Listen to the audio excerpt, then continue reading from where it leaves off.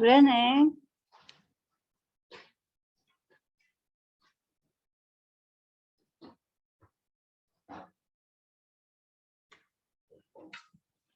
Oh, bisa.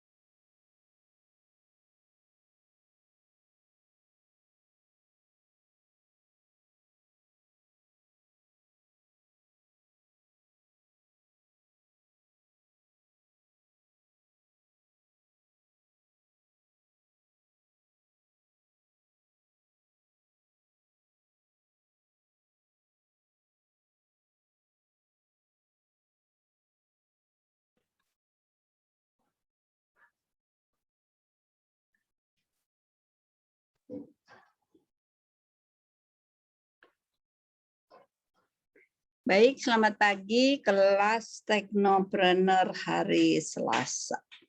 Ya.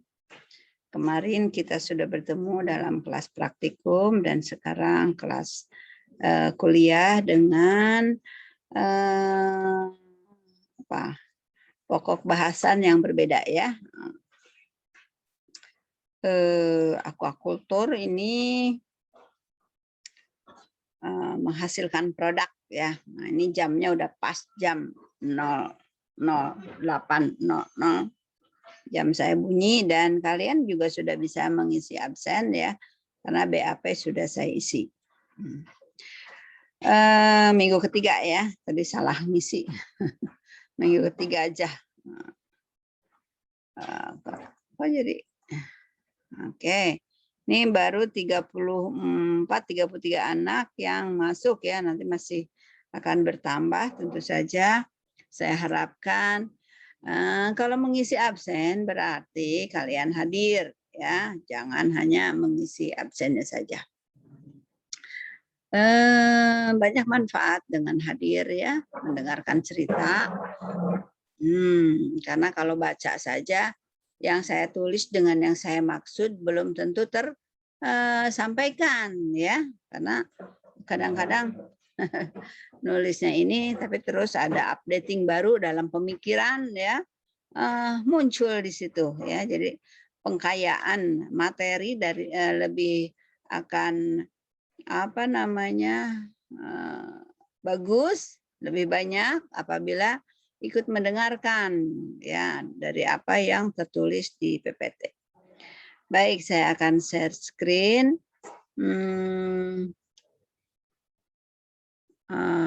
Kultur ini ya. Sebentar. Oke.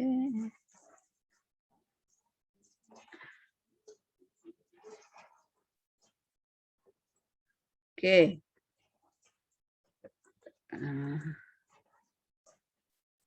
Share screen.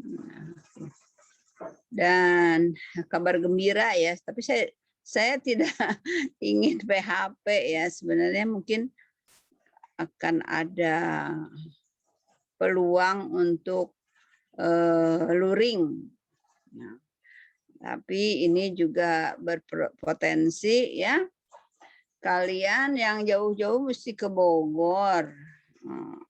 Ongkos yang tidak murah dan biaya hidup ya yang mungkin juga menimbulkan kesulitan baru ya secara banyak dampak ekonomi dari pandemi ini ya.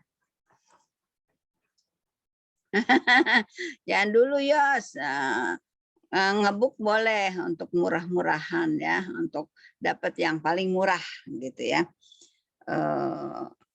Tapi ya tetap nyaman gitu ya, bukan murah beresiko gitu ya. Jadi standby kapan ada, dan nanti besok baru ada rabuan bersama di tingkat IPB.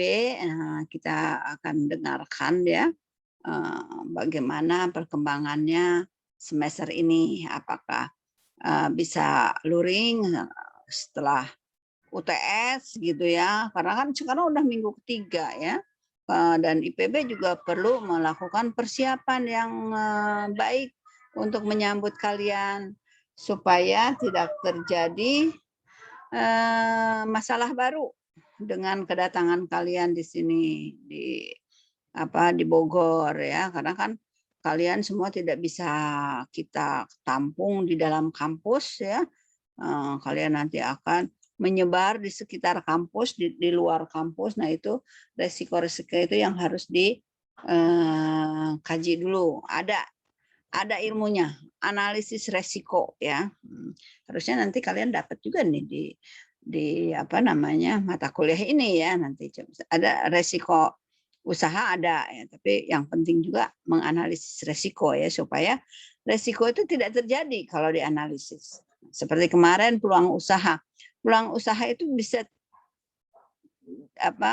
peluangnya besar dengan kita melakukan analisis SWOT ya.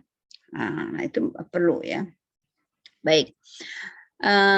Pagi ini memang judulnya perkembangan produk aquaculture, tapi saya ingin masuk dulu ke dasar kepentingannya, mengapa perlu dilakukan perkembangan produk aquaculture secara umum ya, bukan dari sudut pandang usaha, tapi ini bisa menjadi membuka suatu peluang usaha ya. Kita tahu bahwa aquaculture itu dominan ya. Saya besarkan dulu. Dominan menjadi sumber bahan pangan ya. Jadi ini ada perkembangan produk aquaculture dan latar belakangnya ya, yang bisa menjadikan peluang usaha atau potensi-potensi mengembangkan usaha atau meningkatkan ketersediaan dan ketersediaan itu jumlah ya, dan mutu produk ya. Nah, di seluruh dunia itu banyak sekali ikan yang menjadi komoditas aquaculture dan dibudidayakan ya, dan juga dilakukan oleh banyak level pelaku ya, mulai dari petani yang sederhana, kalau nggak dibilang termiskin ya, atau dengan modal paling kecil ya, karena dia tidak punya akses terhadap modal di negara yang berkembang atau yang belum berkembang. Kalau masih ada ya ada nggak negara yang belum berkembang. Intinya ada air, maka kita bisa melakukan kegiatan budidaya ikan ya. Kemudian sampai perusahaan internasional yang bermodal besar ya, gitu. Produknya banyak, lingkungan tersedia, ya. Dominan bahan pangan ya, cuma ada karakteristik yang weakness ya, weakness daripada produk aquaculture ada perishable, mudah sekali busuk. Nah, dengan demikian sejalan dengan ini berbagai macam produsen dan tentu saja berbagai macam kualitas konsumen ya, karena yang namanya bisnis itu tidak hanya ini saja. Aquaculture bisa berjaya karena SDM, SDA, SDB. Tidak, tapi ada pasar. Pasar ini dinyatakan seperti ini. FAO kalau nggak salah ngomong ya. Aquaculture Product Expansion. Jadi ada ekspansi dari produk aquaculture atau perkembangan ya. Karena kalau bahasa Inggris tuh nggak mau perkembangan produk gitu. Tapi expansion ya, perluasan. Perluasan itu artinya di mana-mana ada. Tapi ada juga ini increase requirement on quality, dengan kualitas yang meningkat, dan food safety. Apa itu food safety? Keamanan pangan oleh konsumen dan regulator atau pemberi kebijakan ya. Pemberi kebijakan itu kan melindungi masyarakatnya, apakah produsen maupun konsumen ya, untuk penyediaan suatu produk aquaculture yang baik atau berbasis kualitas dan keamanan pangan. Keamanan ya. Jadi ketersediaan harus melimpah ya. Tetapi tidak hanya ketersediaan, juga kualitas. Jangan mentang-mentang kebutuhan tinggi maka kualitas diabaikan. Nah, ini di minggu kemarin kan saya sudah sampaikan ya, saya tayang lagi, produk aquaculture dominan digunakan sebagai bahan pangan, dan itu menjadi penting buat kita ya. Pangan adalah salah satunya sumber asupan yang membuat kita tumbuh dan sehat ya. Tumbuh dan sehat gitu ya. Nah, ternyata teridentifikasi di sini bahwa negara berkembang itu menyukai membeli live, fresh or chilled ya. Jadi ikannya hidup, fresh artinya baru mati, dan dipertahankan matinya tuh tidak mencapai rigor mortis. Rigor mortis itu apa? Perubahan kualitas daripada daging atau ikan mati akibat dari enzim yang ada di dalam tubuh ikan sendiri. Sudah mengurai karena enzim ini sudah mulai bekerja. Kan kita tahu bahwa enzim itu bekerja dipengaruhi oleh suhu.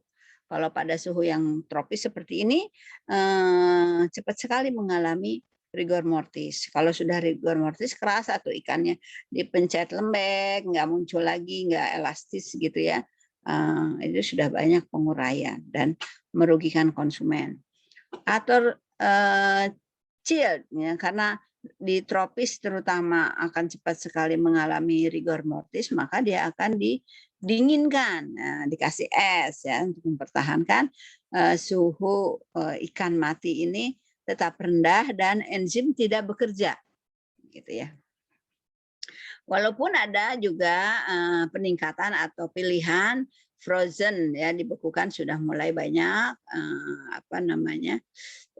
Ini kenapa ton ya? Karena jumlah populasi di negara yang berkembang ini banyak ya. Siapa sih negara berkembang itu? India, Cina. Cina berkembang atau maju tuh? Indonesia, populasinya Afrika, populasinya kan banyak-banyak ya. Yang populasinya sedikit itu di mana coba? Daerah kutub ya, sedikit gitu ya, atau di Eropa juga sedikit.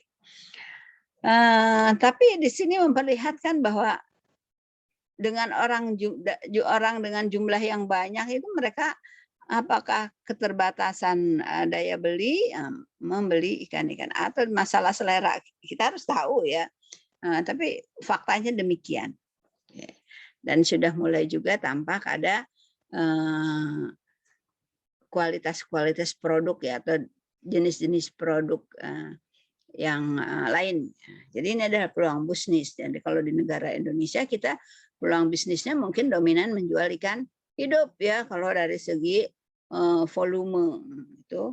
Apakah demikian gitu ya? Kan kalau kemarin ceritanya dengan apa? Asia 108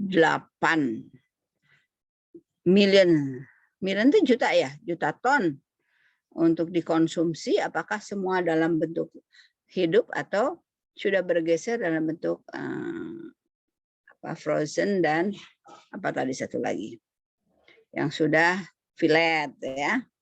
Oke, nah ini yang ingin saya bahaskan pada pagi ini terkait dengan perkembangan aquaculture ya. Ini astonishing ya, mengagetkan. Indonesia merupakan penyumbang sampah makanan terbesar kedua di dunia. Aduh, padahal Indonesia itu negara berkembang, bukan negara maju, tapi kita nyampah banget ya. Tahu tidak kalau di Indonesia memang makan murah, tapi jadi disio-sio ya, disia-siakan. Sementara kita mengejar produk-produk non pangan ya, yang secondary dan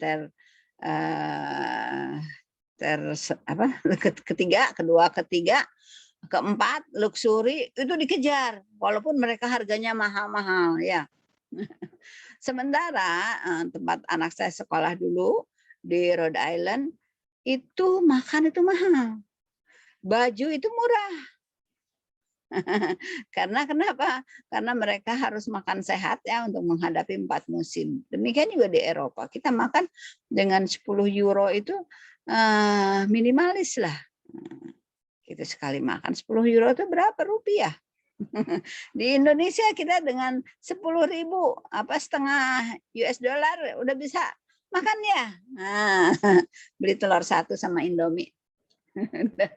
Masak sendiri gitu ya. Atau $1 untuk makan di warteg cukup ya 15.000 gitu kan, murah. Kalau di sana nggak bisa, satu orang satu hari itu makan itu sekitar 50 sampai $75 satu hari. Ya, jadi orang harus berpenghasilan, kalau misalnya masak sendiri bolehlah $50 ke bawah ya. Breakfast aja, beli breakfast itu kadang-kadang udah $17 itu cuma dapat minum sama roti.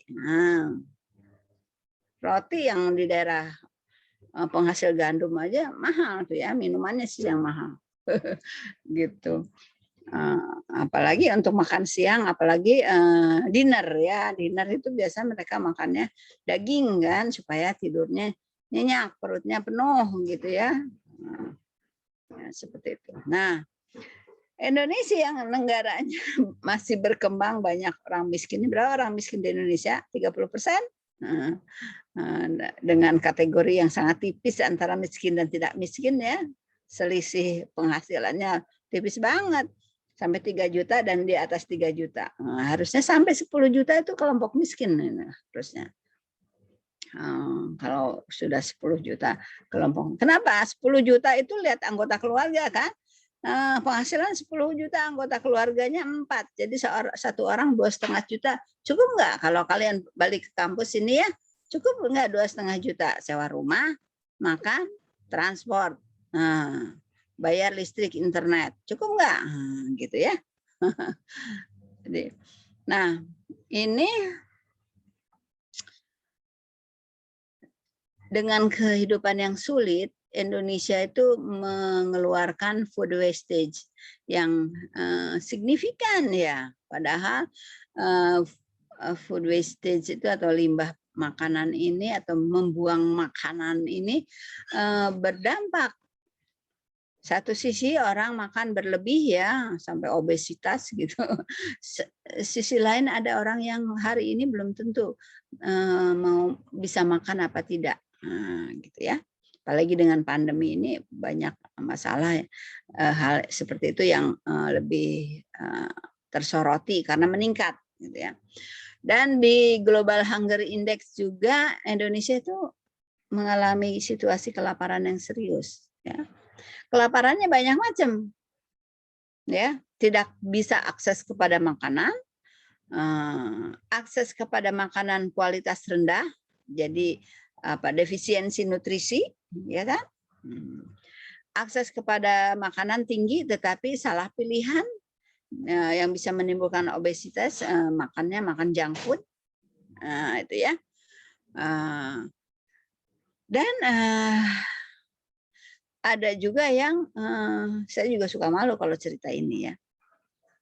Saya sering bongkar-bongkar lemari es dan menemukan makanan-makanan yang udah lama di situ dan menjadi tidak layak makan lagi dan dibuang. Padahal kalau seharusnya hari itu dihabiskan, saya kira saya menyelamatkan. Ada makanan yang tidak saya beli dan bisa dibeli oleh orang lain kan, gitu. Ya, di Eropa itu sudah mulai. Orang akan melotot sesama konsumen ya di rumah makan, melototin kita kalau kita menyisakan makanan. Dan kalau yang berani suka negur, kamu enak-enak buang-buang makanan, ini akan haknya orang. Bisa digunakan untuk makan orang kalau kamu tidak boros begini, gitu ya. Nah, itu ada kejadian seperti itu ya, dan suka diceritakan bahwa kita jadi malu ya. Tapi di Indonesia kan aneh, terbalik. Kita itu keren kalau beli makan di restoran dan nggak dihabiskan, disisakan. Ya. Saya punya kenalan orang Itali, anak muda, aduh keren sekali ya. Ketemunya juga di sana di tempat dia sekolah.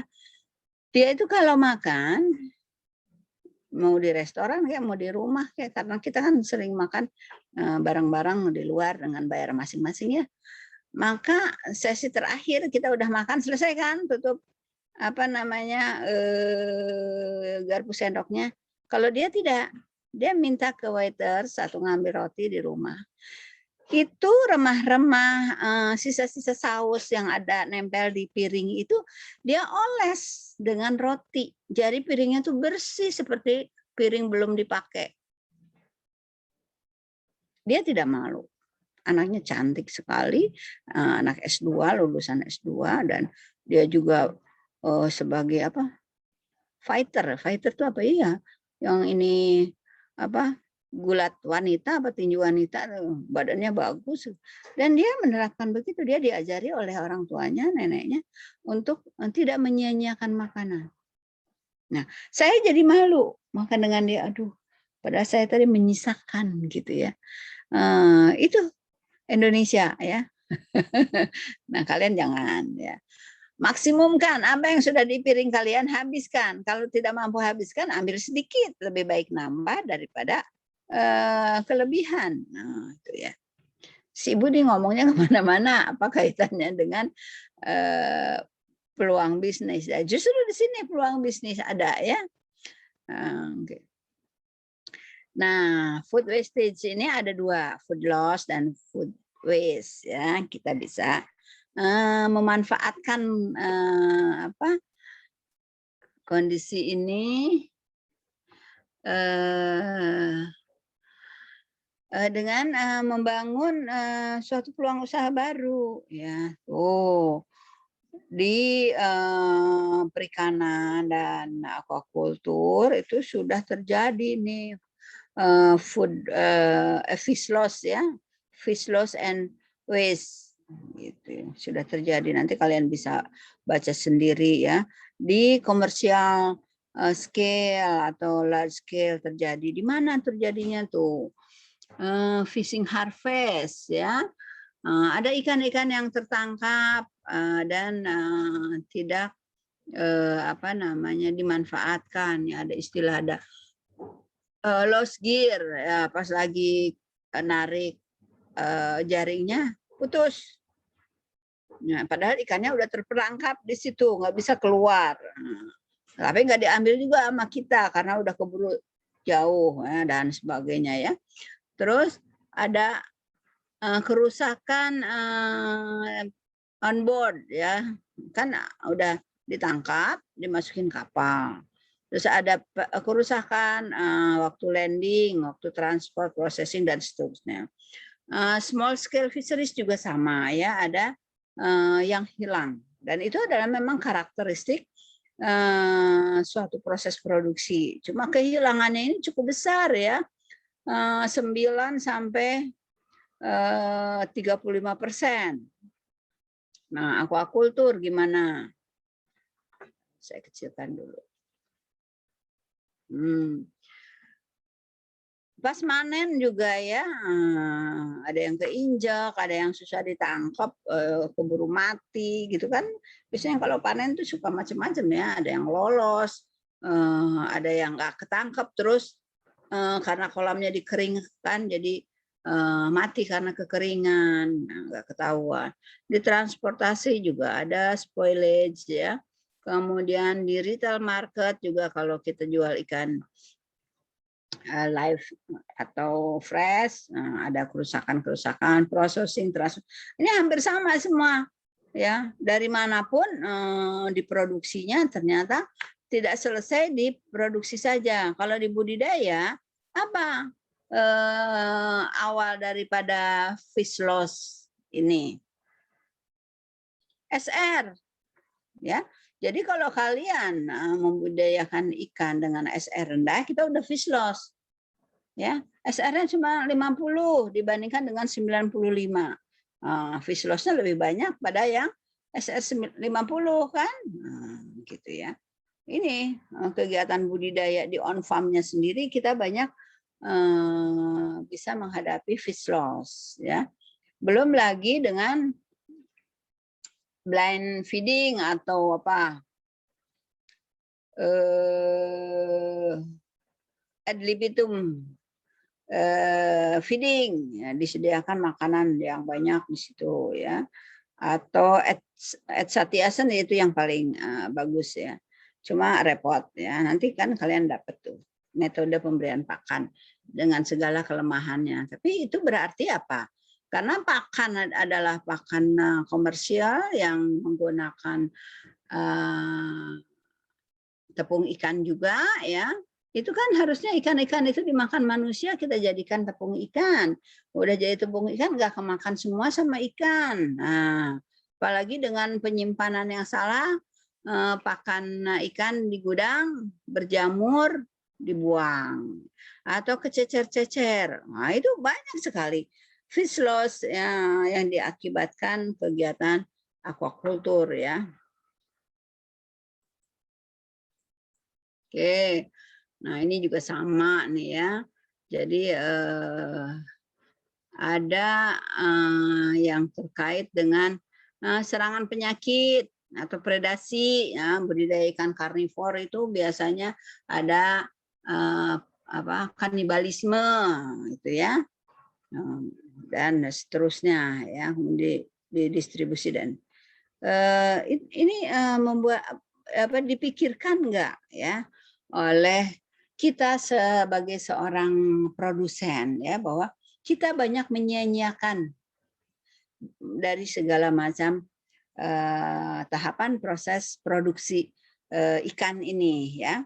Nah, kalau dibandingkan dengan bahan pangan lain, tinggi tuh fish and seafood itu fish loss-nya ya, setinggi apa nih? Ya, di antara sereal dengan fruit and vegetables dan roots ya, umbi-umbian ya. Gitu. Cukup tinggi kan? Bayangkan kalau kita produksi katakanlah 10 juta ton gitu, itu nggak semua kemakan. ada 35 juta ton yang kebuang, yang kita makan ada 65, 6,5 ya kalau 10, 6,5 juta. Sia-sia kan, sangat membuang-buang. Baru cerita fish loss, belum lagi dengan fish waste tadi ya. Nah, apa food loss dan food waste ini ya? Ntar ada kesiangan datang nih. Jadi udah setengah jam baru masuk, tapi nggak apa-apa lah nih. Kalau di ruangan Ibu bisa tolak, tapi kalau ini kan siapa tahu kamu tadi udah masuk, terlempar masuk lagi ya. Positive thinking deh kalau di sini. Food loss itu kehilangan pangan yang utamanya terjadi karena proses produksi sampai pengolahan ya. Ini di negara berkembang kehilangan bisa 40%. Mulai dari pasca panen, distribusi dan pengolahan. Ini kalau panennya budidayanya bagus, belum kalau dari nebar kan banyak kehilangan ya. No, Asia Selatan, Tenggara termasuk Indonesia kehilangan pakan ini total ya, bukan dari perikanan saja, ada 125 kg per kapita per tahun, di mana ikan di dalamnya ada. Kan cukup gede ya. Yang kita makan berapa? Cuma 50 kg per kapita per tahun, tapi kita buangnya hampir 2,5 kali lipat ya. Sayang-sayang. Kemudian food waste itu apa? Food waste ini makanan yang dapat dimakan oleh kita ya, tetapi nggak dimakan. Apa karena kekenyangan atau tidak suka? Ini sangat dangerous ya, karakter seperti ini ya. Tidak termakan, tidak suka, atau dientar-entar. Saya suka kesel di rumah itu kalau beli makanan, ini dimakan ya nanti. Masih kenyang. Nah, terus nanti-nantinya tuh sampai besok masih nanti. Aduh, udah dibeli gitu ya. Nah, jadinya mamanya yang gemuk karena sayang, karena dibeli saya habisin aja gitu ya. Kemudian ini food waste ini terjadi di tingkat retail sampai konsumsi ya. Banyak kan resiko yang diterima atau dihadapi oleh retail ya. Ikannya nggak laku misalnya ya hari ini dan mati gitu ya. Kalau udah ikan mati dan dia nggak punya fasilitas untuk mengawetkan ikan mati, kalau dia jual apa murah, kalau dibeli orang, kalau enggak akhirnya dia buang kan. Dikonsumsi juga nih. Anak saya kan pernah ada petugas food waste ya. Jadi kita diperiksa tuh piringnya kalau habis makan sama dia. Anak IKK dasar gitu. Diperiksa tuh Bapak food waste. Ya nggak food waste, sebelah ini yang salah adalah kita beli ayam dengan tulang, beli ikan dengan tulang. Kita nggak makan tulang. Jadi kalau dikategorikan food waste, tapi kan bisa katanya di tulang lunak. Udah deh kalah ngomong ya. Jadi sebenarnya banyak alternatif untuk menekan atau mereduksi food waste, tapi kadang-kadang kita karena melimpahnya makanan di Indonesia murah, kata apa namanya musikus kus plus, kolam susu, terus tongkat kayu jadi tanaman itu ya. Kita menjadi ceroboh dengan makanan yang anugerah yang diberikan ke kita sampai ke meja makan. Nah itu coba kalian pasang mata tuh di rumah nih, mumpung masih di rumah ya. Bagaimana perilaku keluarga kalian dalam makanannya? Apakah sering-sering buang makanan, nyimpen-nyimpen sampai busuk, nggak kepake, sampai lupa kadaluarsa gitu ya, saking dientar-entarnya pas itu, aduh kadaluarsa. Atau salah penanganan makanan, ya seperti kalau beli susu kotak, kalau udah dibuka kan harus disimpan dingin. Kalau di luar dia nggak bisa bertahan, jadi kebuang, udah asem nih, ya udah buang. Nah itu food waste itu, ya.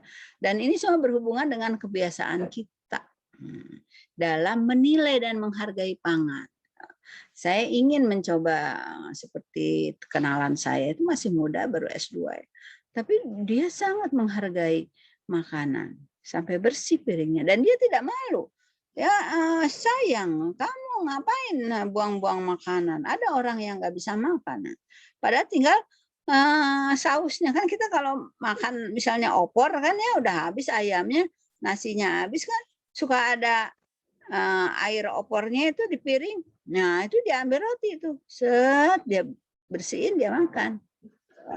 Keren banget. Menurut saya itu seseorang yang sangat keren gitu ya. Saya masih berteman dengan dia. Saya menghargai orang-orang ini gitu. Dan ingin menularkan kebiasaan dia yang bagus itu paling tidak untuk keluarga saya, kemudian nanti melebar ke kalian, saya ceritakan supaya kalian juga mulai menghargai. Ya, itu duit kita loh di situ udah kita beli, kita buang walaupun cuma setetes air opor gitu ya, udah kita beli itu. Nah, kondisinya ini nih, food waste 40% di negara maju tadi oke. Kalau di negara berkembang di tingkat pasca panen ya. Ini nih, food waste cenderung lebih besar dari food loss. Kenapa? Nah, di sini kuncinya ya. Kalau food loss, tahu nggak? Nggak apa-apa sama si para pasca panen sampai pengolahan food loss. Nanti itu dibebankan ke siapa? Ke kita, ke konsumen. Ya, misalnya dia beli 1 kilo ikan, kemudian difiletkan. Difilet dapat 4,5 kilo ya. Terus yang harganya dijual ke kita kan enggak seharga. Kalau dia beli filetnya ikan utuhnya seharga 20.000, jadi filetnya cuma 45, maka hanya ada 10 ribuan ya. 50% aja, 50% 10.000. Dia kan nggak akan jual 10.000. Dan juga dia tidak menjual 20.000, dia akan menjual 30 sampai 40.000. Nah, konsumen merasa senang karena lebih mudah. Nah, wah udah tinggal goreng, nggak usah bersihin. Nah, si pengolah pasca panen itu senang kan, dia bisa jual ikan filet ikannya dengan lebih mahal dan dia punya limbahnya. Nah, limbahnya itu kan bisa diolah lagi. Jadi dia mungkin dengan melakukan pengelolaan penanganan pasca panen sampai pengolahan, dia justru dapat untungnya lebih banyak. Dan itu kan dibebankan semua ke konsumen. Tapi konsumen ya kayak gitulah, nggak sadar tuh dia, gitu ya. Karena hanya untuk kepentingan diri sendiri, kesenangan diri sendiri. Aku ada duitnya, aku beli. Mau dimakan, mau enggak gimana aku, gitu ya. Nah, jangan sampai itu ya. Nah, maka ini kita bisa menekan food waste menjadi lebih kecil. Ini nanti bisa dibaca. Nah, ini sebagai produsen ya kita harus paham food loss itu disebabkan oleh apa? Proses prapanen tidak menghasilkan mutu yang diinginkan pasar. Ya, misalnya kemarin yang penelitian lelenya pas dipanen masih kecil-kecil, maka dia harus beli pakan dan memperpanjang masa pemeliharaan kan. Nah, itu ada food loss di situ ya, berupa tepung ikan yang harusnya dimakan manusia dijadiin tepung ikan dan jadiin pakan ikan. Untuk menghasilkan ikan kita menggunakan ikan. Itu saya sudah cerita food loss ya. Masalah penyimpanan dan kadang kala kita menghadapi pasar yang nggak jelas nih ya. Permintaan konsumen di pasar itu berubah-ubah padahal kita mau panen. Nah, sementara panen itu dijual hidup. Nah, makanya kalau kita bisa juga menyimpan produk kita dalam bentuk segar, ya, jadi produsen itu harus punya alat cold storage mini ya, sehingga pada saat produknya melimpah, harga turun, nggak BEP, dia bisa tahan. Kalau ditahan dalam keadaan hidup, apa yang terjadi? Biaya makin tinggi karena harus dikasih makan. Ya. Tapi kalau disimpan dalam keadaan dingin atau beku atau diolah, itu lebih murah biayanya dan harga yang tawarkan bisa lebih tinggi dan distribusi bisa lebih jauh. Nah, itu cara berpikir kita sebagai pebisnis aquacultur ya. Permainan harga di pasar, harganya itu juga ya membuat kayak kondisi begini pandemi kan kita melihat bahwa harga-harga bahan pangan itu meningkat ya dengan alasan susah distribusi. Tapi tahu nggak kalau tidak terjual kan itu kebuang gitu. Apalagi dengan penimbunan di gudang ya untuk biar harganya naik dulu baru dia lepas. Nah itu ada juga dia food loss-nya di situ. Penyimpanan yang tidak sempurna ya dan kurang bijak membeli bahan makanan. Ini mah bukan, ini mah udah food waste ya. salah tempat nih. Tapi bisa juga di cold storage-nya kelamaan nggak keluar karena ikan itu bisa kualitasnya bagus di dalam keadaan beku itu 6 bulan. Tergantung teknologinya. Kalau teknologi pendinginannya ya, kalau kita membeli ikan pakai lemari es biasa mendinginkannya itu biasanya lama membekunya. Di dalam masih cair, di luar udah beku. Nah, di dalam itu padahal apa? Ada enzim yang bekerja. Jadi pada saat di towing, dicairkan mau dimakan, kok nggak enak ya. Nah, tetapi kalau di cold storage yang bagus itu mereka bisa membekukan ikan dalam waktu cepat, jadi tidak ada reaksi enzim sedikit pun dan menyeluruh. Bahkan ada upaya juga untuk menipiskan daging ya supaya cepat. Jadi ada plate yang kalau ditaruh itu langsung beku ya dalam waktu cepat. Tapi itu mahal ya. Food loss and waste ya ini. Dari aquacultur itu ada panen yang buruk. Kematian selama pemeliharaan sampai pemasaran. Nah, ya.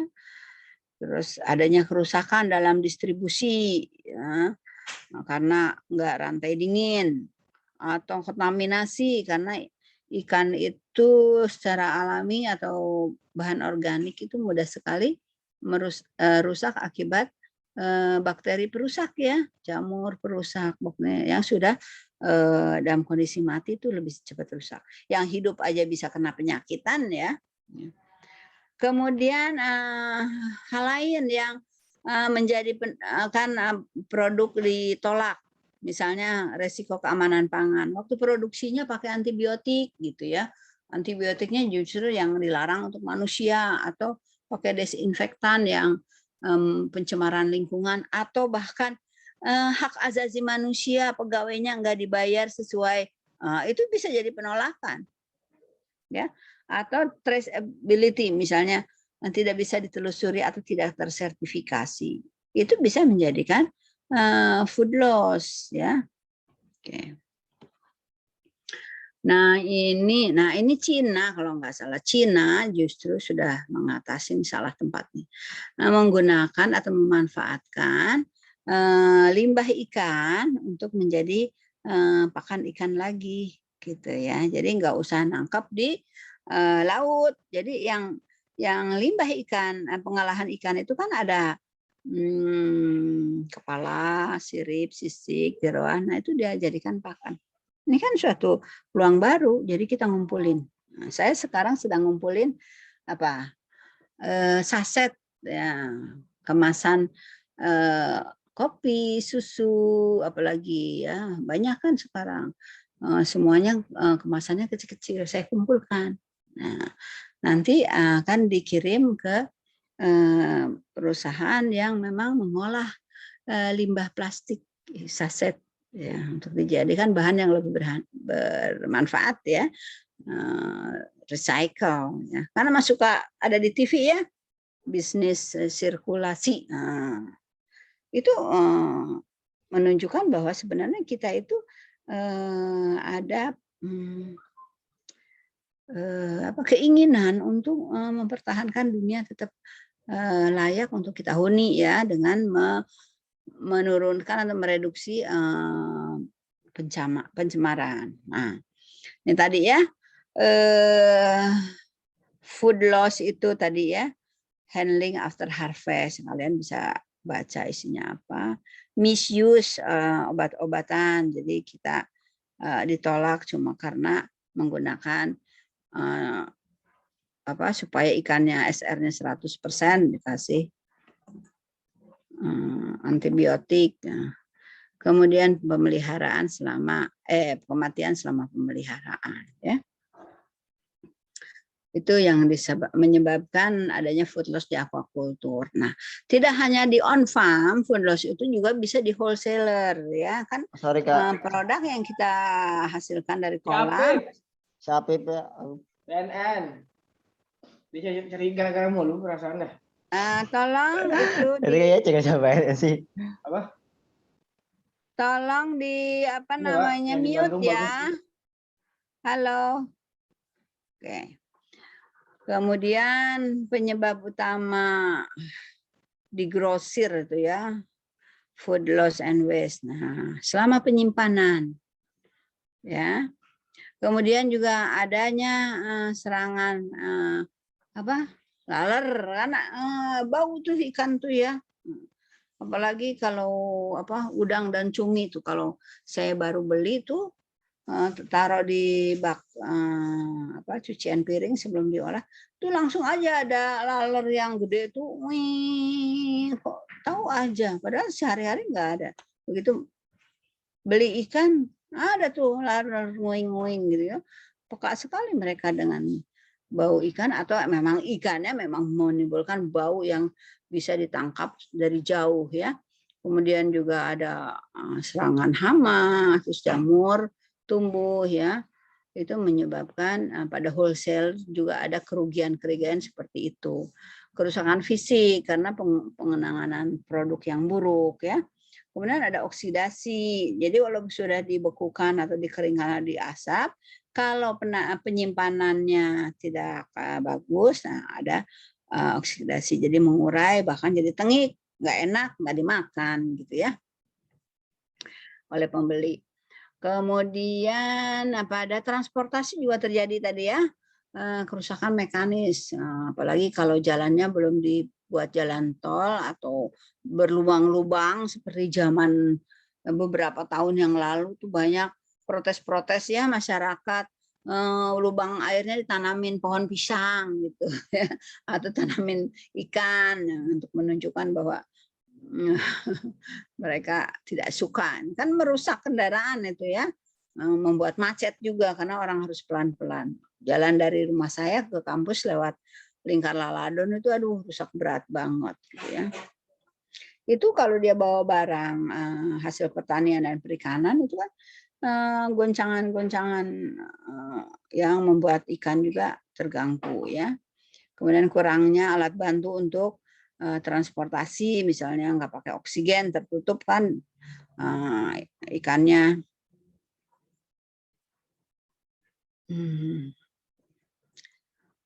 Jadi banyak kematian ya, kecelakaan banyak kan, kejadian-kejadian lagi ngangkut hasil bumi kecelakaan. Terus cuaca buruk tadi ya, cuaca buruk sampai ke kerendam. Terus kualitas air selama pengangkutan ikan hidup kan, kalau ngangkutnya di cuaca yang panas itu kematian tinggi biasanya. Kemudian ada lagi di tahap lainnya di retail, eceran juga. Kalau kita berbisnis eceran, kita menghadapi resiko yang seperti ini gitu ya, bahwa ada penurunan kualitas daripada produk dan penurunan kuantitas daripada produk yang kita sedang jual gitu, yang kita sedang jajakan. Makanya dengan sekarang muncul dropship itu kan sebenarnya salah satu untuk si broker atau penjual ini menurunkan atau memperkecil kerugian akibat penyimpanan selama menunggu ikan terbeli kan. biarlah itu urusannya si wholesaler gitu kan. Bisa seperti itu ya. Sama nih. Kemudian juga kalau kita salah memprediksi ya. Kita beli ternyata lagi nggak ada permintaan atau kita tidak menemukan strategi pemasaran yang tepat sehingga produk tertahan. Pada tingkat konsumsi ya lebih banyak ke food waste ya tadi ya, food waste. Jadi introspeksi aja deh kalau ini. Ibu juga sering introspeksi tapi belum ketemu solusi yang terbaik gitu ya, bagaimana dalam 1 minggu itu sekarang saya sudah tadinya sih bulan-bulanan ya, udah berbulan-bulan maksudnya baru buka-buka lemari es. Ini masih bisa dimakan nanti, simpan lagi kan. Nah, yang sudah tidak bagus dibuang. Terus ternyata lupa, nggak kemakan, bersih-bersih lagi. Wah ini harusnya kemarin dimakan, nggak kemakan gitu ya. Tolong introspeksi semua di keluarga, tolong juga disosialisasi ya bahwa kita tidak boleh food waste itu. Kenapa? Karena kita berhenti di situ karena uang kita dibuang-buang untuk urusan food loss dan food waste. Ya, kalau kita berbicara bisnis itu udah nggak main lah untuk bisnis. Kita membiarkan adanya suatu food loss dan food waste. Jangan cuma itu mah given Bu, harus ada. Kenapa? Gitu ya. Misalnya nebar 100.000 kita panen 80.000 aja udah senang. 20.000 memang dia kematian alami, enggak, kalau bisa enggak pakai mati gitu ya. Bagaimana caranya Maka berbagi upaya kan. Kenapa sih ikan mati kan? Pertama ditelusuri dulu, mati karena sering kekurangan oksigen. Nah oksigennya ditambah tuh gitu ya. Kadang-kadang kan kita karena tidak satu dunia dengan ikan tidak paham nih airnya lagi jelek gitu ya. Bahkan nanti kalau kalian praktikum atau penelitian juga, padahal sekarang udah ada teknologinya, kembangkan nih jadi suatu bisnis baru nih ya. Kalau kalian penelitian, ibu juga penelitian begitu, ngukur suhu, ngukur kadar oksigen, ngukur amoniak bahkan ya karena mahal jadi seminggu sekali ngukurnya. Emang amoniak kadarnya seminggu sekali, dia tiap saat. Bahkan suhu juga emang suhunya segitu terus tiap hari diukur setiap pagi jam 8 lah, jam 10 berapa, jam 12 berapa, jam 2 berapa ya, cuma di 1 jam aja. Nah sekarang sudah ada perangkatnya untuk kita bisa mengukur setiap saat, terutama setiap saat ada perubahan tercatat. Misalnya jam 8 24. Nah, apakah menjadi 25 itu 1 jam kemudian atau tidak? Dan tiap hari akan berubah kan? Kalau mataharinya muncul pasti lebih cepat tercapai gitu ya. Nah, itu kayak ini loh, kayak ngukur gerakan bumi ya, seismik itu. Itu bisa, udah ada alatnya. Coba kalian bisnis produksi atau bikin begitu, gaet tuh anak-anak fisika, anak-anak ilmu komputer bikin suatu bisnis seperti itu untuk mencatat kualitas air real time. Nah, itu. Saya udah pernah punya tuh dari Mas Radi tuh, tapi Mas Radinya nih lagi pundung nggak tahu kemana. Padahal belum lulus S2-nya udah hampir habis kayaknya waktunya. Dia membuat itu baru suhu saja gitu. Real time. Jadi kita bisa tahu, oh begini toh ikan itu di dalam air dia menghadapi suhu. Pentingnya apa? Kita harus tahu berapa lama suhu itu bagus yang bisa mempercepat metabolisme supaya dia bisa mengubah makannya menjadi somatik. Somatik itu apa? Daging. Nah, kan kita produksi ikan itu untuk dia nambah gede ya, nambah gedenya jangan kepalanya tapi dagingnya gitu ya. Bagaimana caranya? Nah, orang nutrisi itu mempelajari, tapi harus juga dengan manajemennya. Jangan suhunya given. Harus punya pada suhu berapa sih penyerapan makanan yang paling maksimal dan menjadikan pertumbuhannya ke somatik, bukan ke maintenance atau ke reproduksi. Karena kan pembesaran itu nggak untuk reproduksi, kan? Reproduksi lain lagi penanganan calon induk. Nah, gitu ya. Nih, lihat. Banyak sekali ya makanan yang dibuang-buang. Tadi apa cerita? Tingkat konsumsi di aquaculture ya. Ini ya, jadi masuk ke tingkat mereduksi food loss and waste ya. Kalau di sebagai produsen ikan aquaculture, food loss ini coba dari hal teknis ya, itu seperti cerita suhu, cerita salinitas, tahu nggak salinitas itu? Salinitas ikan air tawar itu hidup pada air yang salinitasnya mendekati 0 kan. Nah, terus kita gunakan, boleh-boleh aja. Tapi tahu nggak apa yang terjadi? Salinitas tubuh ikan, kadar garam tubuh ikan itu lebih dari air tawar. Bisa 300 ppm kalau nggak salah ya, satuannya saya lupa, harusnya ppm. Kalau ppt mah habis lah, jadi ikan asin. Nah, dia hidup di air yang 0 atau berapa kisaran salinitas air tawar. Satuannya ppt. Gitu ya. 0 sampai 5 ppt. Sementara ikan 300 ppm atau 0,3 ya, 0,03 apa 0,3 ppt. Larutan fisiologis berapa? 0,9% ya. Iya, persen kayaknya. PPT ya. Bukan persen, PPT. Nah, itu penelitian saya juga dan penelitian beberapa kakak kelas kalian. Ikan air tawar yang dipelihara pada air yang isoosmotik dengan tubuhnya dia itu tidak mengeluarkan energi untuk osmoregulasi. Jadi energinya kan kalau di nutrisi apa tuh? Energi pertumbuhan adalah sisa, ya. Energi pertumbuhan sisa dari energi yang digunakan untuk maintenance, pembentukan organ, maintenance itu ada osmoregulasi, ada apa satu lagi tuh.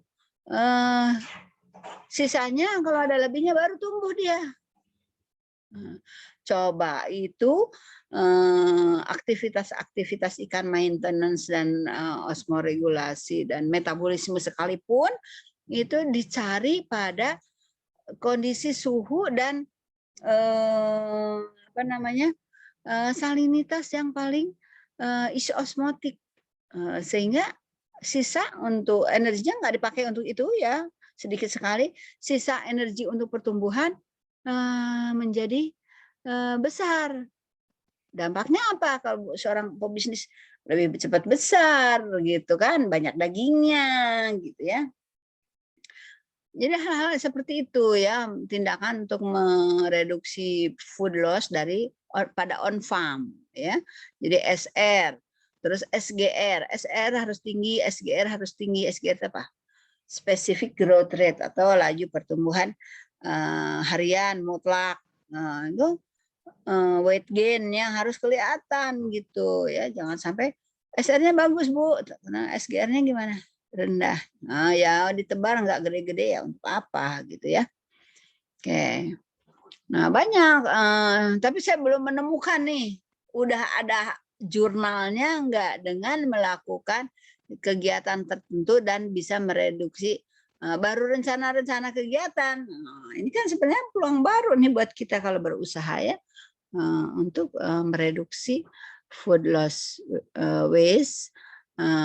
Dan artinya kita menyediakan bahan pangan atau non pangan sekalipun boleh lebih efisien. Kalau efisien itu cerita orang bisnis, efektif dan efisien. Nah, efisien itu biayanya rendah, hasilnya maksimum kan.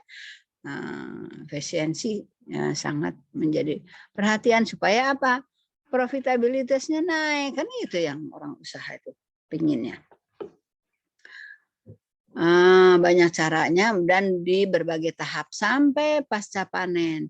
Bahkan juga seharusnya kita wise ya sebagai produsen juga ngasih tips-tips kepada si wholesaler atau retail atau pengepul untuk supaya mereka juga tidak banyak mengalami kerugian karena food loss ini, gitu ya. Terus bisa juga kita studi nih bagaimana orang memperlakukan ikan ya. Apakah ikan itu harus utuh dimakannya atau bisa filetnya saja atau dia juga menerima ikan yang diubah penampilannya karena misalnya ikannya tidak bagus atau surimi itu apa sih tetelan ya. Kan kecil-kecil tuh. Nah, bisa dicampur jadi tekwan. Nah, gitu. Jadi masakan sup. Kepala kan dibuang ya. Coba direbus, diambil kuahnya. Jadi apa? Royco rasa ikan ya. Adanya kan Royco rasa sapi ya sama ayam. Kenapa enggak bikin? Dulu ada kecap dari Royco itu ternyata dari limbah pengolahan ikan difermentasi jadi udah kecap asin, nah gitu ya. Nah ini kok sekarang susah dicari lagi, nggak tahu kenapa. Jadi kecap, jadi sup. Sekarang kan banyak masakan-masakan setengah jadi ya yang dikemas gitu ya, atau jadi minyak ikan ya, dipres diambil minyaknya. Minyak ikan itu kan bagus mengandung omega 3 gitu ya. Nah, itu dan seterusnya. Jadi lebih ke bagaimana kita sebagai produsen atau pengolah memanfaatkan limbah dengan segala macam kategori ya. Masih bisa nggak untuk makanan manusia dan bentuk apa? Masih kalau tidak bisa, masih bisa nggak untuk hewan jadi pakan ternak dan bentuk apa? Atau terakhir misalnya jadi untuk pupuk gitu ya. Jadi kita membeli 1 kilogram ikan sebagai pengolah itu tidak membuang-buang dalam bentuk limbah. Jadi sekarang sudah zamannya ya, daur ulang itu sudah menjadi suatu peluang bisnis tersendiri ya. Tidak di perikanan dan aquaculture atau pertanian saja, hampir di semua aspek yang dihasilkan oleh industri dan dibutuhkan oleh manusia ada waste-nya, gitu ya. Tapi masalahnya si waste ini tersebar di berbagai lokasi di mana konsumennya berada. Itu seringkali begitu kan, susah ngumpulinnya. Tetapi kalau dilakukan ada satu tahapan ya sebelum produksi hidup itu pengolahan, baru hasil olahannya bisa dikirim dalam bentuk main product. Main product itu produk utama. Kalau filet ikan kan produk utamanya filet ikan ya. Atau by product. Nah, produk sampingan ya. Produk sampingan. Nah, kayaknya minggu kemarin juga saya udah cerita apa di sini apa di mana ya. Pabrik cold storage dari udang kan dibeli dari petani dalam keadaan utuh ya. Gitu. Nah, dipanen, dia ambil, cuma dieskan saja supaya dia tidak rigor mortis. Terus dibawa ke pabrik di cold storage itu. Nanti kan waktu panen juga kalau nggak salah udah mulai ada grading ya. Mereka banyak orang tuh grading cepat sekali tangannya, bisa memilih karena udang yang gede-gede dengan udang yang kecil itu udah mulai grading itu di situ. Terus nanti di cold storage juga di grading lagi untuk quality ya, karena dalam perjalanan juga bisa terjadi masalah yang membuat kualitas ikan atau udang menjadi rusak. Dipilah kalau udah agak kemerahan atau yang kegencet-gencet hancur gitu ya. Terus mereka melakukan dalam kondisi dingin tuh prosesnya, udara ruangannya dingin, chiller gitu ya. Jadi orangnya juga pakai baju yang khusus biar nggak kedinginan. Tangannya juga pakai sarung tangan gitu supaya nggak kita kalau kelamaan megang es atau basah terus kan keriput ya. Gitu. Dan mereka melakukan processing. Processingnya kan banyak macam ya untuk udang. Ada whole itu biasanya udang-udang yang kualitasnya prima itu whole. Yang kualitasnya hampir sama dengan udang hidup. Ya dari struktur dagingnya, rasanya itu manis biasanya kalau udang seperti itu ya. Itu tergantung juga penanganan dalam transportasinya itu ya. Nah, itu whole. Nah, terus ada lagi headless. Itu biasanya udah mulai rusak karena kan kepalanya udang itu isinya apa? Tahu nggak? Kalian? Abdomen. Perutnya udang tuh di kepala tuh, di situ ada alat pencernaan tuh. Makanya suka kalau dibuka dibuang kepalanya itu kan kotor ya. Dia hanya ada usus di badannya itu kan, usus atau gonad nanti kalau dia matang gonad. Itu makanya suka diambilin itu kan si benang yang hitam di punggungnya itu adalah usus atau gonad. Kalau dia matang gonad lebar tuh kalau betina tuh ya suka melebar. Itu dibuangin, sementara isi perutnya itu ada di kepala, di cangkangnya itu kan kita buang. Nah, udang-udang yang sudah nggak ada kepala atau headless itu sebenarnya dia udah mulai turun kualitasnya, gitu headless. Tapi untuk memberikan nilai tambah, dibuang kepalanya dan mempermudah konsumen. Nggak usah buang, paling nggak enak buangin kepala udang loh, suka ketusuk-tusuk kan. Harganya menjadi lebih tinggi dibandingkan kalau kita menjual udang dengan kepala yang sudah memerah. Kalau udah cangkangnya juga merah, nah, ada peeled. Peeled itu dikupas, ya udah nggak ada kepala, nggak ada cangkang. Itu udah quality berikutnya ya, kualitas ketiga tuh udah KW-nya udah level KW 2 ya, dari KW 1 yang headless. Oh, KW 1 head on. Nah, ini ada yang protes nih soalnya dia memang dulu bekerjanya. KW 2 itu yang headless, KW 3 itu yang peeled. Gitu.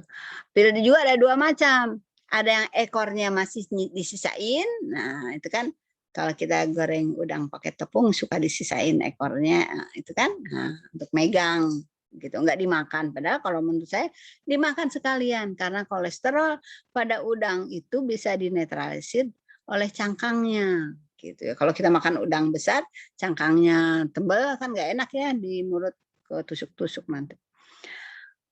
Ada yang whole, jadi udah dagingnya doang. Itu udah KW berapa tuh yang terakhir tuh ya. Atau ada juga yang udah campur-campur dengan yang dibikin cake ya, udah dihancurin, ditambah tepung, tambah telur gitu. Itu udah. Jadi harus curiga tuh dengan makin jauh bentuknya dari bentuk asli ikan atau udang itu. Nah, apakah memang dari kualitas yang bagus itu kemudian diolah atau yang sudah yang kecil-kecil ya, yang KW sekian gitu ya. Itu, tapi tidak apa-apa karena dengan melakukan itu ada value added ya namanya. Itu membuat produk harganya makin tetap bagus karena banyak kemudahan buat konsumen. Nah, dan ada teknik ya untuk menghilangkan atau memperbaiki kualitas ya gitu ya. Oke. Nah, ini di aquaculture tuh ada 2 waste ya, yang solid waste-nya. Aquaculture itu ada lumpur ya, sludge. Nah, itu sisa dari pakan dan sisa dari tumpukan feses ikan. Bisa TS itu total solid, ini volatil ya, total sedimen, ini volatil, efektif volatil. Itu belum ada yang memanfaatkan ya.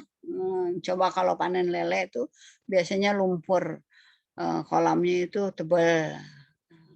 Anaun ya, diapain nggak tahu, dibuang gitu aja, padahal itu adalah pencemaran ya. Itu bisa juga kita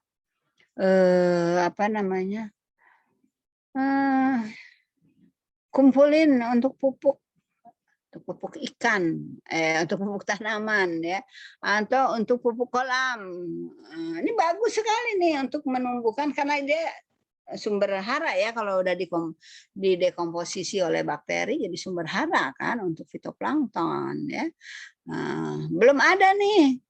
Kalian ada nggak yang mau bisnis ini? Ini keren sekali ya. Lumpur dari udang, dari ikan, gitu ya. Dibuang-buang, bukan pencemaran. Nah, tapi kalau kita balik lagi ke situ, recycle ya, gitu ya. Kita harus tahu tuh isinya apa aja. Jangan-jangan kadar proteinnya tinggi karena ada bakteri ya. Bakteri itu kan protein juga. Ada binatang yang di dasar itu apa? Yang demersal itu. Seperti tadi kelekap ya, cerita kemarin kelekap. Di mana ya kelekap? Di Daskua. Ada tanaman atau alge yang tumbuh, itu juga bisa menjadi bahan pangan, bahan pakan, tapi bisa harus diekstraksi dulu ya, dipisahkan dari sedimen tanah gitu ya. Belum ada nih. Kemudian di fish processing waste ya. Bahkan di panennya sendiri kan banyak tadi ya, keinjak-injak mati gitu ya. Nggak keambil secara total, ketinggalan gitu, kemudian mati atau lepas ke perairan umum, itu kan juga jadi food loss ya. Nah, di processing juga ada jaringan ini kan banyak. Ini kan nggak semua dimakan, yang kita ambil adalah bagian dagingnya. Nah, gitu. Insang nggak dimakan sama kita, jeroan nggak dimakan gitu ya. Banyak sekali. Padahal ternyata dia high protein dan lipids ya. Jadi kadar lemaknya tinggi, kadar proteinnya tinggi. Tapi mudah sekali membusuk. Nah, ada 20-80% dari ikan. Ini kan kita kebuang.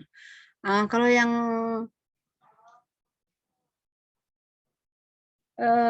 buangannya sedikit itu seperti belut ya, atau sidat.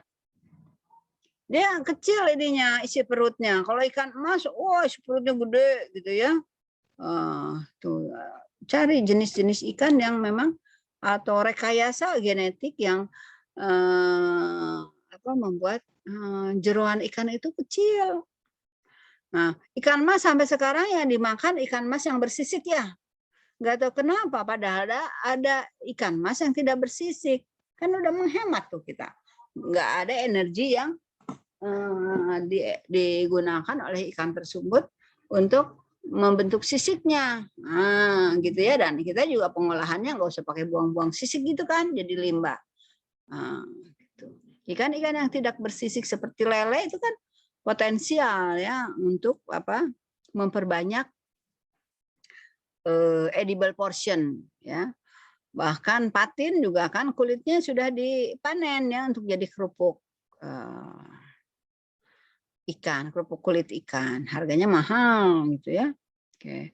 Nah, ini nih peluang-peluang bisnis aquaculture dari food loss dan food waste ya. Food loss. Kalau kita beli udah siap makan ya dalam bentuk keripik, karena biasanya kan kemakan semua ya, nggak ada tulang yang disisakan. Atau kalau orang Indonesia tuh, orang Sunda tuh bikin pepes tulang lunak gitu ya, dimakan karena ini sumber kalsium juga gitu ya. Kita lihat nanti di bawah tuh ada apa contoh-contohnya. Ini tadi ya, rute utilisasi co-product dia sebutnya, by product, ini co-product katanya ya, dari beberapa ikan nih ya, stream. Apa yang dipanen dari shrimp?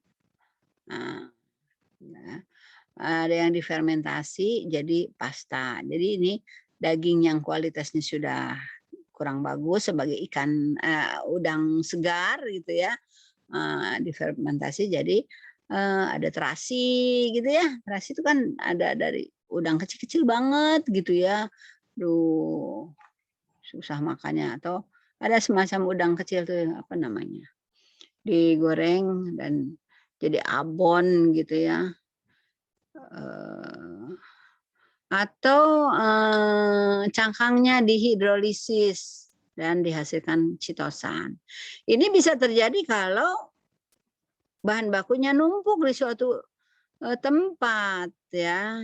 Di industri tadi pengolahan cold storage udang itu kan banyak, itu truk-trukan gitu ya. Saya punya produk ya dari THP, dari Ibu Dokter Pipih, udah pensiun ya, Pipih Subtijah. Dia orang lulusan kimia pangan Bandung, jadi dosen di THP, memproduksi dari bahan sitosan itu nanokalsium. Nanokalsium itu bagus untuk saya yang usianya sudah lanjut ya, sudah tidak menstruasi lagi.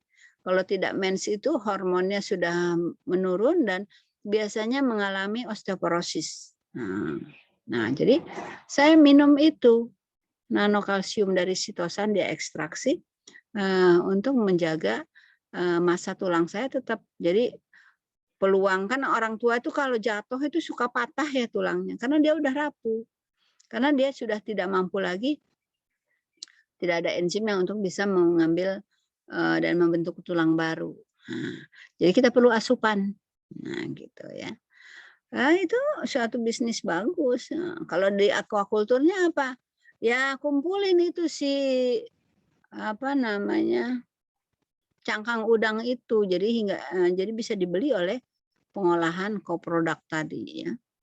Untuk catfish ya, patin, lele. Lele belum ada ya dijual kulitnya. Kepalanya catfish, lele itu kan keras, nah bisa jadi fish meal, jadi sumber kalsium.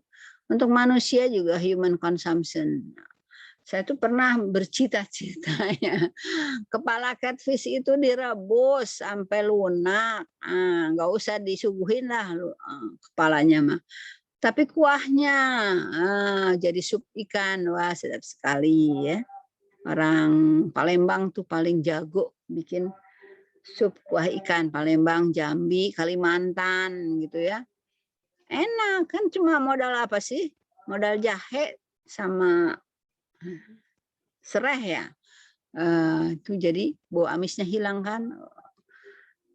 Sedap itu. Lemaknya, lemak tidak jenuh, jadi enggak di lehernya enggak ngendek ya. Kalau lemak daging sapi kan yang lemak yang putih jenuh itu kan kalau habis makannya nggak enak di leher gitu ya, harus minum air panas supaya larut dia. Tapi di dalam tubuh kita juga pusing tuh, tubuh kita nerima ini lemak jenuh, ngapain dibawain ke sini, kita juga susah ngolahnya, terus jadi lemak juga nanti si orangnya jadi gemuk nggak keruan karena lemaknya tinggi gitu ya. Nah, salmon sudah terkenal salmon ini ya. Saya belum tahu juga stream oil ada nggak sih, tapi ada, tapi namanya krill oil. Jadi krill itu mungkin teh, ya baik. Itu udang yang kecil-kecil itu namanya apa? Rebon. Kalau Indonesia rebon. Itu diekstraksi jadi minyak kriol. Itu ini sekali mahal itu. Ya. Ikan salmon. Saya stok nih. Oil ikan salmon, ikan cod gitu ya. Jadi minyak ikan yang kita konsumsi bagus untuk kesehatan. Ibu saya sudah membuktikan. Waktu kecilnya beliau itu diberi suplemen minyak ikan yang dulu mah yang cair ya, yang rasanya amis nggak ketulungan ya, apa mereknya Scott Emulsion gitu ya. Dari 9 bersaudara hanya 2 orang yang tidak kena diabetes. Adik-adiknya hampir semua diabetes, kecuali 1 saya juga nggak tahu, tapi dia mengalami pengemburan tulang. Ibu saya sampai meninggalnya itu sehat, nggak kena penyakit-penyakit degeneratif. Saya tanya kan, kenapa adik-adiknya sakit, kenapa ibu enggak? Dia bilang waktu kecil tuh saya tertib minum minyak ikan gitu. Wah, ini kalian minum minyak ikan enggak? Saya punya tuh, saya stok gitu ya, anak-anak saya tuh dengan minyak ikan dalam bentuk kapsul, karena kan saya tahu pasti pada nggak ada. Mereka mah dikeremus, digigit, dikunyah gitu kan, doyan. Kalau saya enggak, telan aja langsung biar di dalam gitu ya, karena rasanya nggak enak. Nah, ada enggak nih? Kita kan sudah ikan lele sudah diproduksi banyak sekali, ada enggak penelitian ternyata minyak ikan lele juga bagus gitu ya. Minyak ikan dari sidat, belut, limbah-limbahnya itu, itu jadi sumber kan, sumber usaha. Ini banyak ininya, silahkan ya. Nah, ini nih perkembangan produknya baru masuk ya, latar belakangnya luas sekali untuk menghantarkan bahwa kita tidak akan habis ide untuk membuat produk baru dari aquaculture ya. Karena apa? Aquaculture itu sudah tersedia dalam jumlah banyak sehingga menimbulkan kreativitas baru untuk menyediakan bahan pangan yang lebih sesuai dengan kebutuhan konsumen gitu ya. Kalau cerita lost in space atau apa lagi, atau orang pergi ke ruang angkasa, sekarang udah mulai ya ada orang rekreasinya pergi ke bulan atau ke Mars gitu ya. Nah, makannya apa? Makanannya kan dalam bentuk kapsul-kapsul gitu. Suatu hari kita mungkin pagi-pagi tuh sarapan semuanya isi kapsul nih. Nah, kapsul protein, lemak, karbohidrat gitu ya. Nggak makan. Karena gini, kalau kita makan raw materialnya seperti nasi, ikan, nah kemampuan menampungnya ya sesuai dengan sesuai enggak dengan makanan yang harus kita konsumsi. Baru sedikit udah kenyang, kan ada yang perutnya kecil ya. Jadi gizinya nggak cukup gitu ya. Kan sekarang sudah mulai dalam bentuk suplemen, tapi tetap kita makan nasi dan teman-temannya itu ya. Nah, apakah seperti itu atau membuat makanan cair gitu ya, berbahan baku ikan ya seperti sup gitu kan, ya orang itu menjadi gizi terpenuhi praktis. Kenapa praktis menjadi salah satu peluang? Ya karena kita udah makin sibuk ya, bukan hanya sibuk bekerja saja. Kalau udah banyak uangnya ya dia sibuk traveling kan gitu. Ya sibuk mengerjakan hal-hal hobi dia kan. Nah, makanan dia pengen yang praktis juga. Nah, ini memerlukan suatu inovasi ya. Jadi, ini definisinya apakah suatu produk baru, bisa suatu produk yang masuk, produknya lama, produknya udah ada, tapi masuk ke pasar yang sama sekali baru. Ya, contohnya apa ya? Salmon. Salmon itu termasuk new masuk ke new market di Indonesia, karena di Indonesia nggak produksi salmon ya.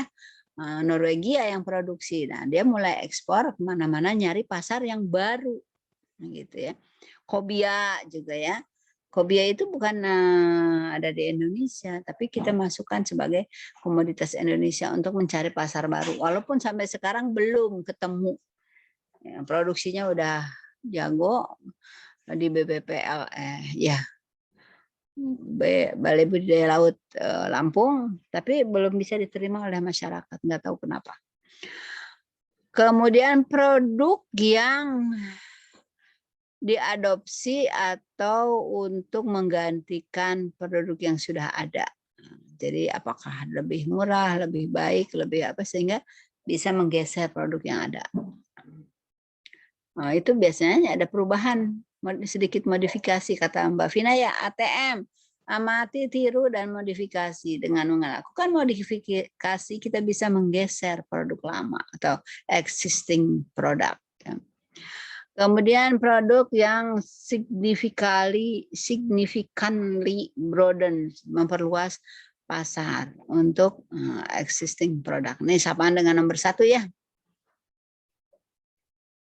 Mungkin yang nomor 1 lebih cenderung produknya baru, pasarnya baru ya. Kalau saya melihat ke sana. Kalau yang tadi awal saya ceritakan yang ini, old product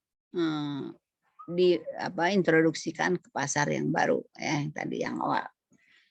Terus bahkan old product dengan packaging, different way packaging, tadi apalah lebih kecil, atau tadinya bungkusnya plastik, sekarang bungkusnya jadi pelepah pisang karena isu lingkungan hidupnya yang dibangkitkan. Bentar ya, bergelas.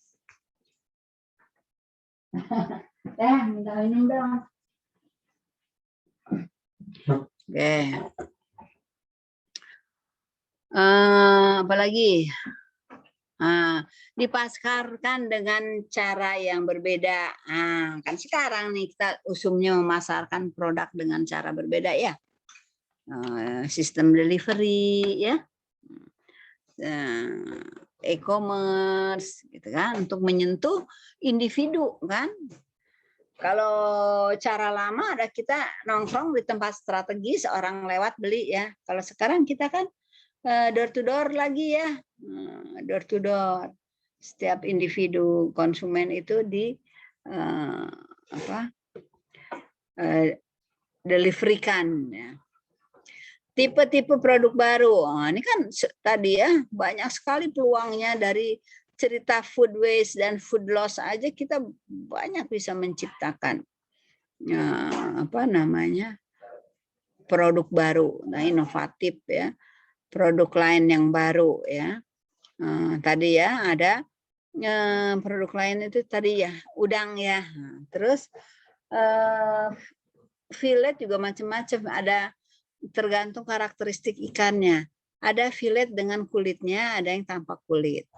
Gitu ya. Kalau tanpa kulit saya kemarin kesusahan kalau bakar ikan pakai panggangan ya, lengket.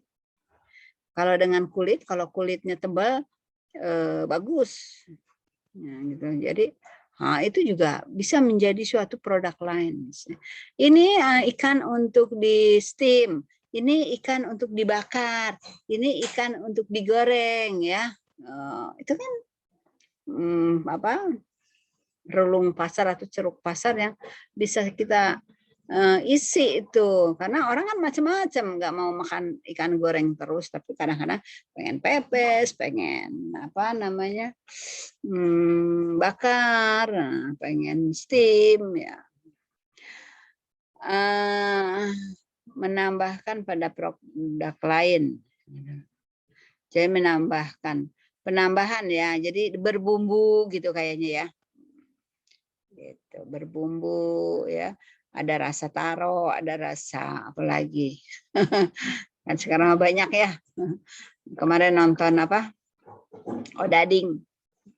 Odading itu kan cuma tepung digoreng, rasanya manis, dikasih topping. Kalau yang polos 5.000, kalau pakai topping 15.000. Nilai tambahnya ya. improvement dan revisi dari produk yang ada ya. Seperti tadi ya, udah banyak ceritanya hampir sama.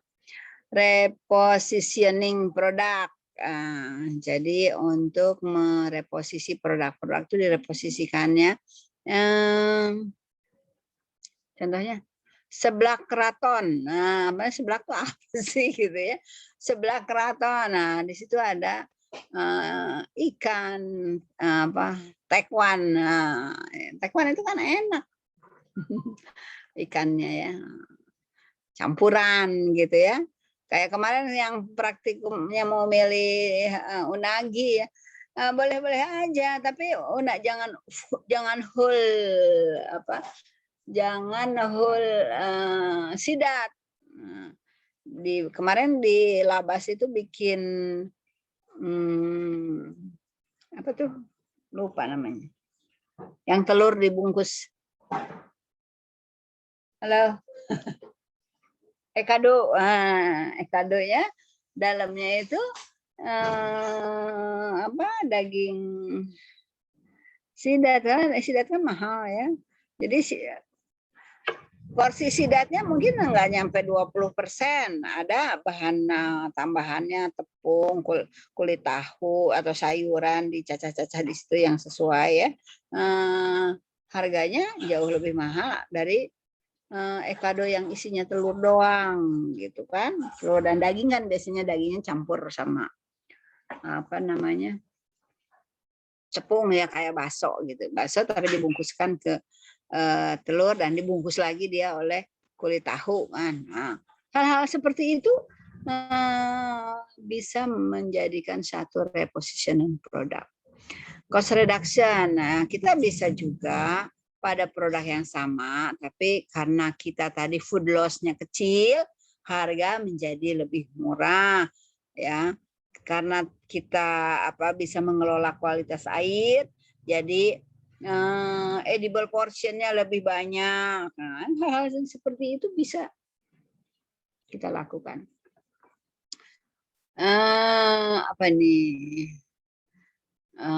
New product bisa digunakan untuk ya tujuannya untuk bisa kita usaha ya dengan menyediakan produk yang menarik minat konsumen ya. Mengapa perlu new produk? Pada intinya sih manusia konsumen itu pembosan. Saya tantang kamu makan kedoyannya ikan apa? Ikan nila.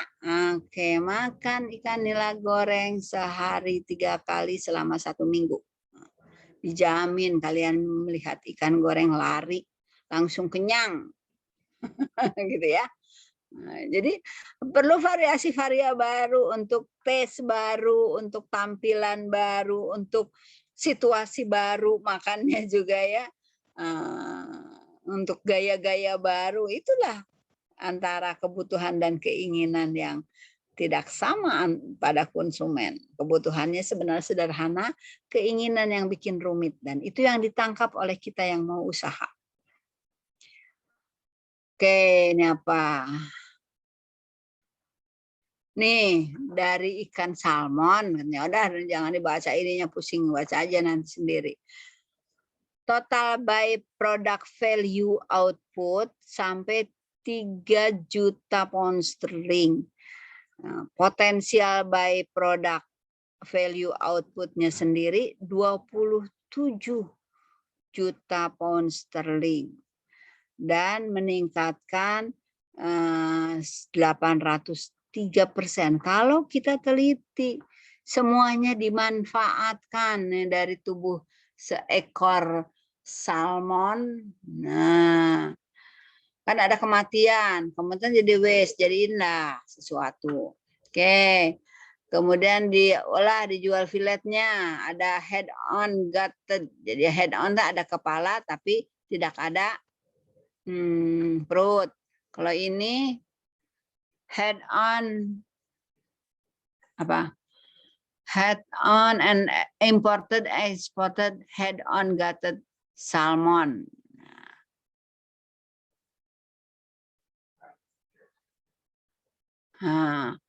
Ini ada utuh ya. jadi produk primer. Nah, di sini Indonesia ada perusahaan teman suami saya punya anak, dia mengimpor salmon dan dia ngolah, dia jual. Saya sering dikasih gratisan tuh kepala ikan ini salmon ya, dibikin sop atau di kuah gitu aja enak gitu ya. Itu nilainya yang filetnya berapa itu? 500 juta ya. Nah, kan dia kalau tidak memikirkan by produknya dia cuma dapat segini. Nih. Tapi kalau dia memanfaatkan by produknya seperti dari hasil trimming. Trimming itu apa? Nih, trimming itu apa? Buang-buang yang enggak yang di luar fillet ya, di trimming sirip, sisik. Trimming sekian ton. Dia gunakan untuk domestic market, hasilnya berapa. Untuk ekspor, kepalanya aja diekspor. Kepalanya salmon tuh diekspor, dibelah dua, nah, jadi sup kepala. Itu omega 3-nya banyak. Gitu ya. Gak usah makan ikan, dagingnya lah mahal, kepalanya cukup. Tapi di kuah gitu ya. Frames itu apa? Tulang ya. Belly, wah perut, belly flapnya, perutnya itu apa yang penutup perutnya, ada duitnya tuh di situ. Terus untuk bahan pakan, viscera itu apa ya namanya, isi perut ya. Head, frames ya itu juga bisa keluar uang. Frames dan skins, kulitnya, viscera, head, frames, skin, belly. Tuh banyak sekali. Blood waternya juga bisa digunakan untuk fuel and fertilizer. Darahnya. Air yang kan suka merah tuh ya kan, ikan dibersihin terus dicuci kan airnya darah merah-merah gitu. Kalau kita mah dibuang-buang ya. Ini ternyata bisa keluar uang. Apa? Price. Oh minus ya. Use anaerobic digestion fuel. Nilainya kok minus ini. Price range per ton. Minus. Walah, minus karena kenapa bisa minus? Karena pengolahannya terlalu berat ya. Mungkin bisa gitu ya. Terus mortality fish-nya. Sebenarnya nggak usah diapa-apain kan. Bisa jadiin pupuk, dihancurkan jadiin pupuk gitu ya. Ini minus juga. Nah, bagaimana supaya jadi plus? Nah, tergantung daerahnya di mana gitu ya. Nah, tapi artinya dari dia mempunyai jualan filet hanya dapat 500 juta, bisa ada tambahan 3 juta dan kalau maksimal bisa 27 juta, jadi 500. Kan dapat duit lebih, itu kan enak ya. Yang jelas mereka tidak pusing membuang limbah. Gitu. Oke. Nih ceritanya hampir sama sih ke belakang juga ya. Nah sama ya. Kalian bisa browsing. Nah ini saya ingin cerita telur ikan.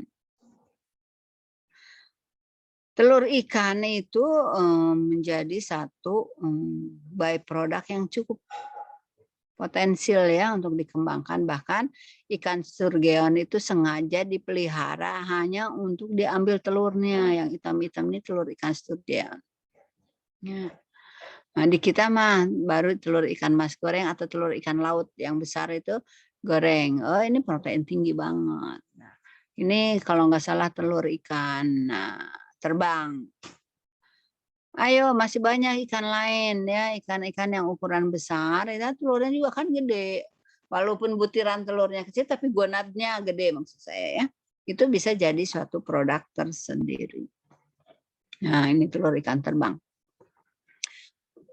Ikan terbang masih ada di Papua ternyata ya, di Papua, kemudian dipanen nanti produk akhirnya. Begini, kan kalau kalian makan sushi ya, Nah, ada yang telur terbang, ada telur ikan kan di atasnya. Ya, itu dia sacuil gitu aja membuat harganya mahal. Gitu. Ya, jadi banyak bagian-bagian ini baru telurnya yang dimanfaatkan, dagingnya gimana? Ini siripnya bagus ya. Besar. Apakah bisa dimanfaatkan sebagai bahan pangan atau pakan atau untuk yang lainnya? Nah, seperti kalau di industri kerang mutiara, cangkang kerangnya juga bisa dijual sebagai hiasan asbak buat perokok atau dikasih stand ya, tempat berdirinya menjadi hiasan atau jadi tempat menyimpan perhiasan ya. Untuk tridakna itu kan gede sekali tuh cangkangnya, dia bisa segede laptop gitu ya. Untuk naruh batu-batu apa kan suka ada dijual ya, batu-batu indah itu apa permata ya, 10 ribuan gitu. Taruh di situ untuk hiasan. Tan Abdul, namanya kalau unagi dari belut itu namanya tak unagi. Ada, masalahnya belutnya susah.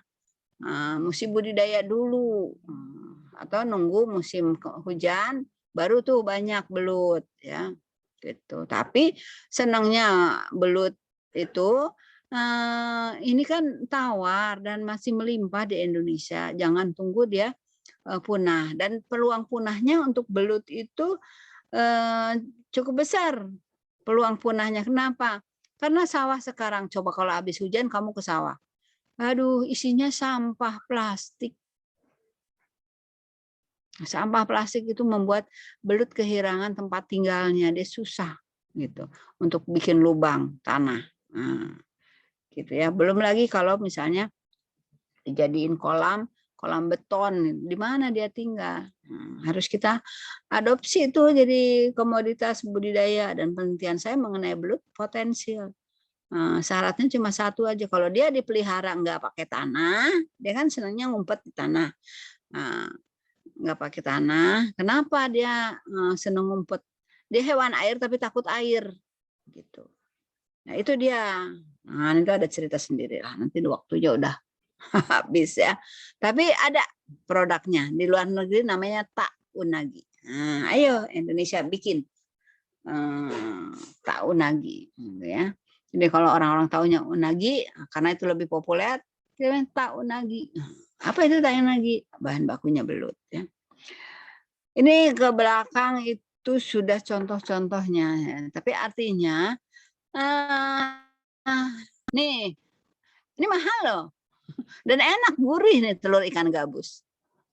Bahkan ada tiruannya ya, jajanan dari tepung digoreng dibentuk seperti telur ikan gabus. Kulit ikan patin, ya. Tuh. Ini kalau kemasannya dipercantik, terus salted, apa namanya istilahnya, dilapisin telur asin. Nah ini coba ada tren bagus juga nih untuk healing luka bakar. Dikasih kulit ikan nila atau dibungkus nih. Karena kolagennya tinggi di kulit ikan nila. Nah, untuk pengobatan, keren kan? Coba sebegitu kreatifnya orang-orang sana untuk memanfaatkan limbah. Untuk apa ini? Tilapia skin glazed seaweed in iPhone 6. Harganya ininya aja udah 300-400 sendiri tuh. Warna udah bisa macam-macam, disamak ya. Keren banget ya. Jadi jangan khawatir, nggak akan kehilangan ide untuk bisnis. Nah, sekarang sih rumput laut sudah pindah ke anggur laut sebagai, bukan pindah, nambah ya. Ini enak ini, di Pulau Seribu udah banyak nih tumbuh liar. Belum ada aja yang mau membudidayakan. Tapi di Makassar sudah ada ya. Ini enak, lawi-lawi ya kalau kata orang yang biasa di pantai itu lawi-lawi. Diurap. Nggak usah diurap, dibuat nyamikan begitu aja udah enak ya. Kasih saus kecap Nah, ini aja udah asin nih rasanya. Ini udah asin. Ini kecapnya kalau bisa jangan terlalu asin, tambah asin nanti. Karena air laut ya.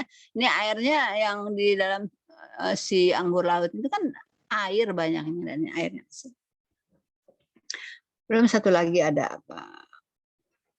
Lupa saya namanya. Nah, the rise of aquaculture by products ini bisa digunakan untuk menambah jumlah food value dan sustainability melalui penggunaan. Dia digunakan. Nah, tuh, jangan dibuang-buang. Udah kita produksi kok. Oke, value added. Udah nanti bisa minggu depan ya. Sekarang udah waktunya udah lewat. Tetap semangat, tetap jaga kesehatan. Mudah-mudahan 1 minggu ini PPKM tambahannya drop tingkat kematian dan penularan. Rumah sakit pada kosong ya. Jadi kalian bisa ke kampus.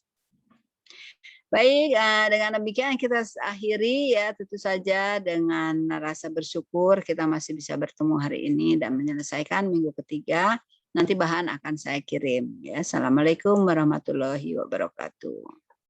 Waalaikumsalam warahmatullahi wabarakatuh. Terima kasih.